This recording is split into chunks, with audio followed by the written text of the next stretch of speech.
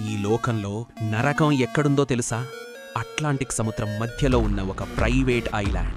అక్కడికి వెళ్ళిన ఏ అమ్మాయి కూడా మళ్ళీ క్షేమంగా తిరిగి రాలేదు. ఆ ద్వీపంలో జరిగిన దారుణాలు వింటే మీ రక్తం మరిగిపోతుంది.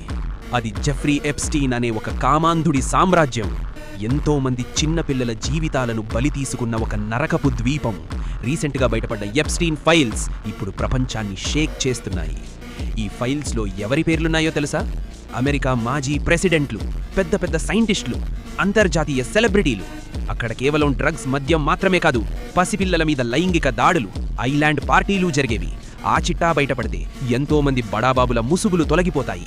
కానీ అసలు ట్విస్ట్ ఏంటంటే, ఈ రహస్యాలన్నీ తెలిసిన ఎప్స్టీన్ జైల్లో అనుమానాస్పదంగా చనిపోయాడు. అది ఆత్మహత్య లేక పెద్ద తలకాయలు చేసిన హత్యనా? ఈ రోజుకి అదొక మిస్టరీని.